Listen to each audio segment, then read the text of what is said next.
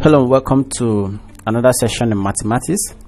In this session we'll be looking at differentiation, but before that let us take a review of our previous lesson.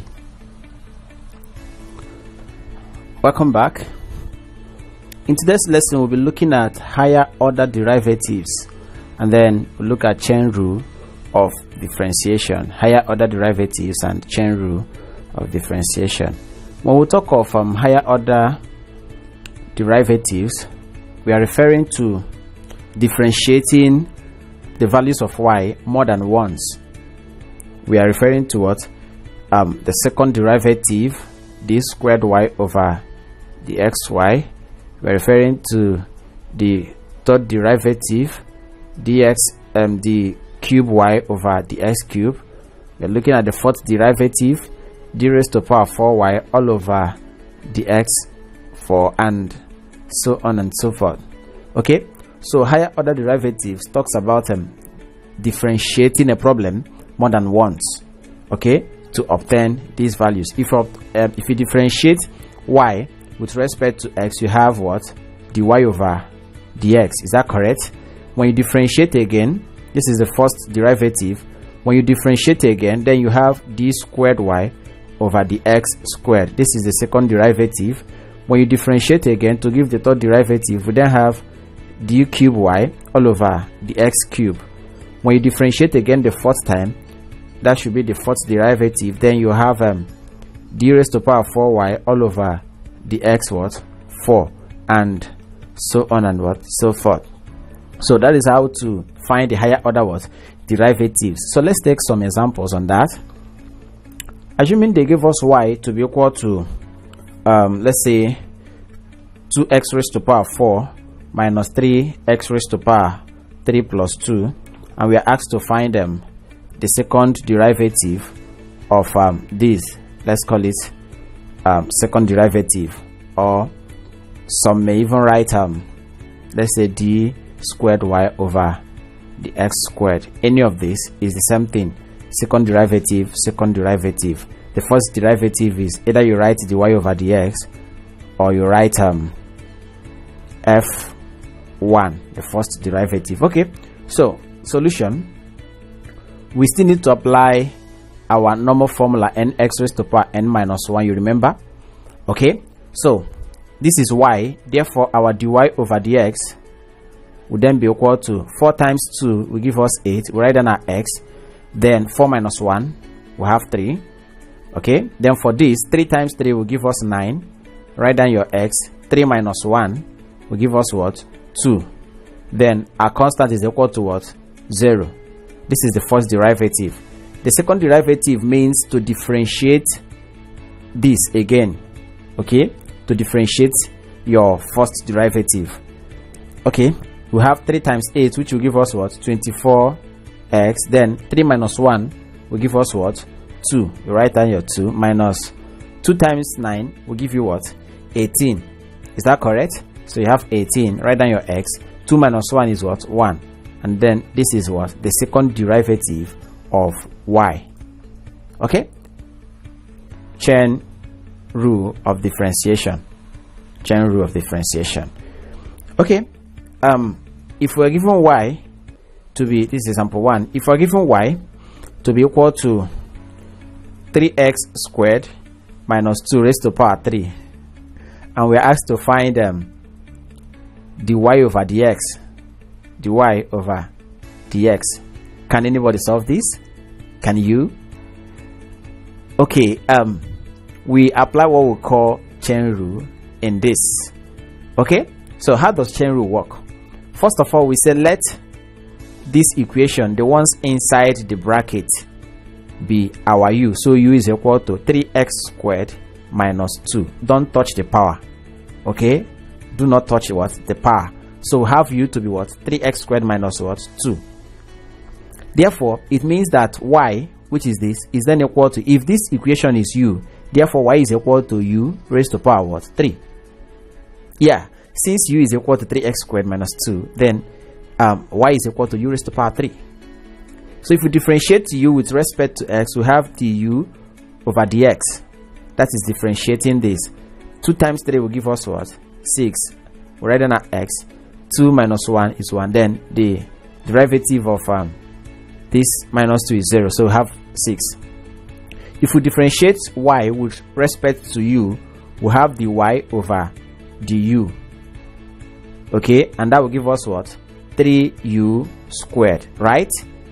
3u squared. Remember, all we are using is nx raised to power n minus 1. Remember that? Okay, so we've now gotten the value of du over dx and then dy over du.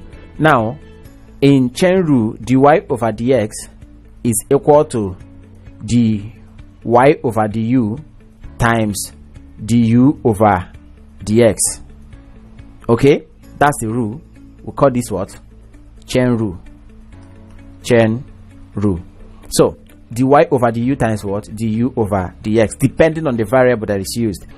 Assuming we use them y to be equal to t, then it will be what? It will be what? Dy over dt times dt over dx. Okay, so the variable we are using here is what? Is u. That's why we have dy over du times du over what? Dx. So therefore our dy over dx is equal to, what's our dy over du? Dy over du is what? 3u squared, this, times our du over dx, which is what? 6x. So if we multiply this, what do we have? We have 3 times 6 will give us what? 18 x u squared. 18 what? X u squared. But from the question, u is what? 3x squared minus 2. So you substitute the value of u in this answer here. So we have our dy over dx to be equal to 18x into, what's the value of u? 3x squared minus 2. We have 3x squared minus 2. Then because of this power here, we add our what? Raised to power what? 2. And that is just the answer. Oh my god, very simple, right? Okay, so you need to understand the principle and then you can apply everything and get your answer. So let's take example number 2. Example number 2. Assuming y is given to be equal to 1 minus 2x raised to power 3 raised to power 1 over 2, and we are asked to find dy over dx. Let us start. We apply the same procedure. Let u be equal to 1 minus 2x raised to power 3. This one's inside the bracket. So y is equal to u raised to power what? 1 over 2, because of this. You remember? So differentiating u with respect to x, we have du over dx to be equal to 1 is 0. Then if you differentiate minus 2x raised to power 3, you have 3 times minus 2, you have minus 6. Then you have x. 3 minus 1 is 2.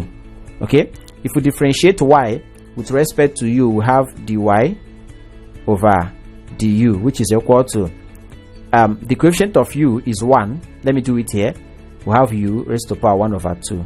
The coefficient of u is 1, so we have 1 times 1 over 2.